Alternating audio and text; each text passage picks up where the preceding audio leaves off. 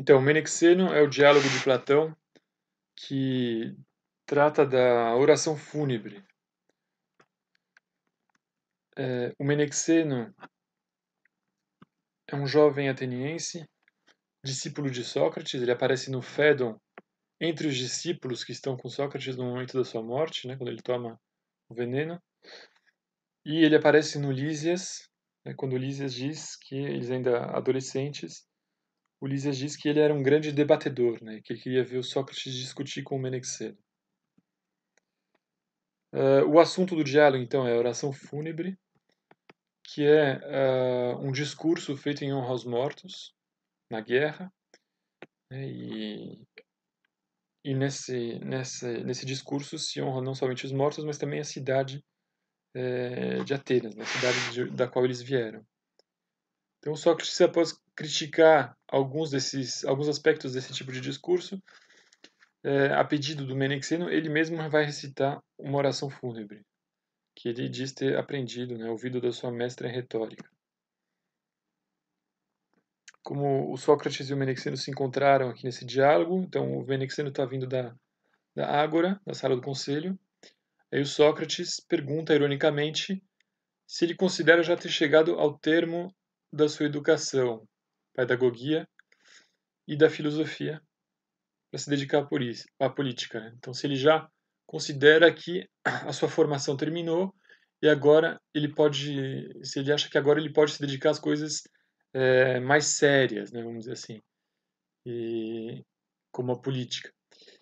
E aí o Menexeno, como bom discípulo, né, e reconhecendo evidentemente a ironia dessa pergunta, diz que ele só vai participar da política, diz com humildade que ele só vai participar da política com a permissão e o conselho de Sócrates.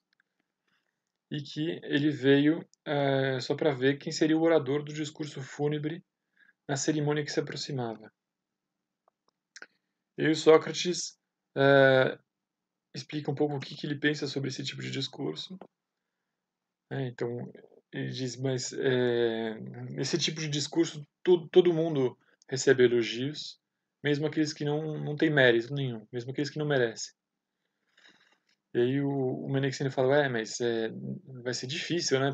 Eles estão sendo selecionados, escolhidos agora, eles vão ter que improvisar, vai ser difícil fazer esse discurso. E o Sócrates, não, isso daí é tudo preparado antecipadamente, né? Eles conhecem todos e sabem todos fazer isso, já tem tudo preparado na manga, pronto para a ocasião. Essas palavras são tão belas, né, que enfeitiçam as nossas almas.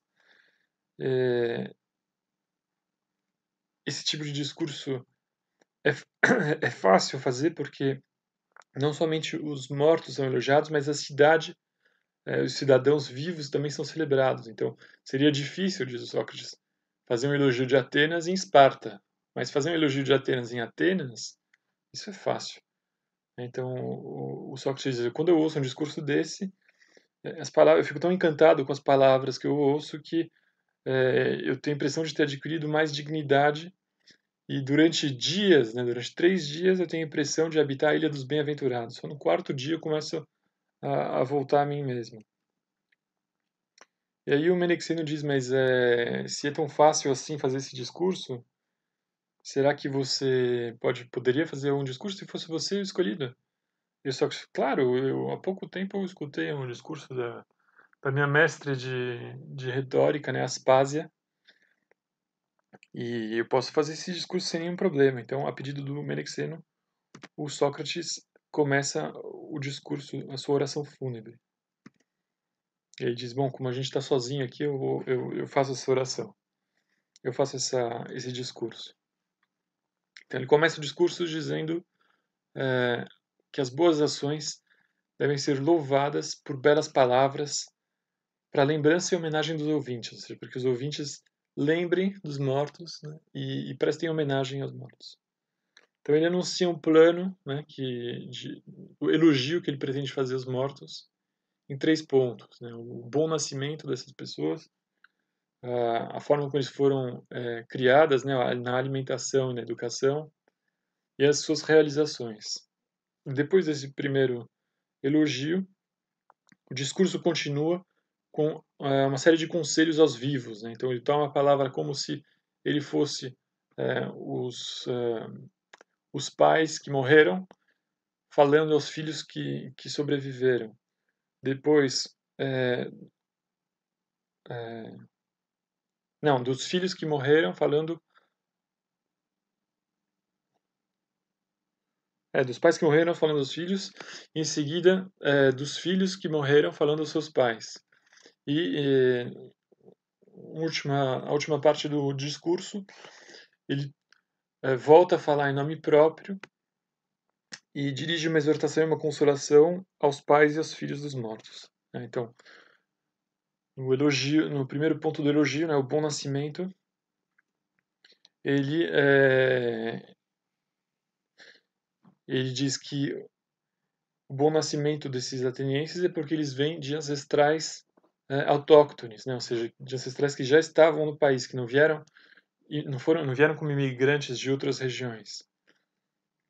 E o que mostra que esse país do qual eles do qual eles vieram, do qual eles nasceram, é grandioso, é o amor dos deuses e a sua disputa pelo país, né? A sua disputa por Atenas. E diz que esse país só produziu o homem, né? Entre todos os animais, ele só produziu aquele que é o mais nobre.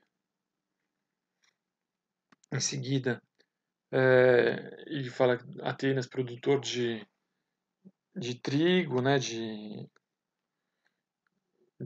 Do que é próprio à alimentação humana.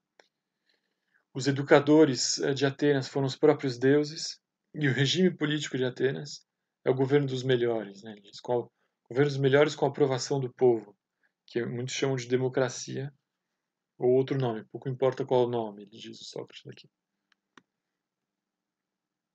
E as realizações dos atenienses, né? Então, foram grandes defensores da liberdade dos gregos. Então, ele diz, fala da história de Atenas, que os atenienses sempre foram grandes defensores da liberdade contra os bárbaros, né? As guerras médicas. Ele dá uma lista, fala de uma série de batalhas, e contra os gregos, contra os próprios gregos em outras ocasiões. E, obviamente, ele deixa de fora todos os detalhes inconvenientes e que falariam contra Atenas, né? Ele fala só aquilo que pode contribuir para a glória de Atenas. E depois desse elogio, então, ele continua se dirigindo como se ele estivesse falando em nome dos mortos aos seus filhos, né? Aos filhos que continuaram, que sobreviveram. Então, e ele diz a esses filhos, é melhor morrer com honra do que viver sem honra. Então, para que eles sigam o exemplo dos seus pais que morreram na guerra e que lutaram e morreram com honra em vez de se acovardar e viver sem honra. Eles trabalhar, então, trabalhar por isso conforme a virtude, porque sem ela toda a riqueza e atividade são apenas vergonha e vício, né? Ou seja, a virtude é a excelência, né? Arete é a perfeição, a excelência. E em seguida ele dirige uma consolação aos pais dos filhos mortos, como se ele fosse falando em nome dos filhos aos pais. Então, pais, suportai com dignidade a nossa morte, né? Então, para que as pessoas vejam que mesmo no sofrimento e nas lágrimas vocês têm temperança, vocês têm moderação, e isso vai contribuir ainda mais para a nossa própria glória.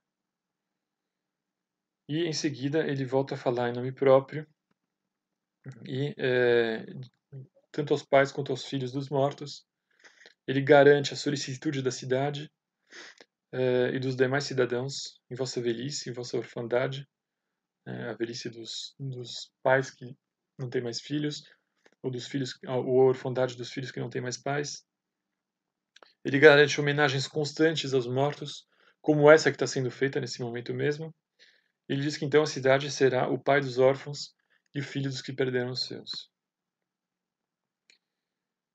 E aí, no final desse discurso, o Menexeno, admirado, diz: Nossa, Aspásia é feliz se pode, ela que é só uma mulher, compor discursos assim. Aí Sócrates diz: é verdade. Mas ó, vê lá se não me denuncia, se quiseres que eu ainda te conte muitos outros belos discursos políticos feitos por ela. Vai contar para Aspásia que eu estou repetindo os discursos delas para você. E assim termina o Menexeno de Platão.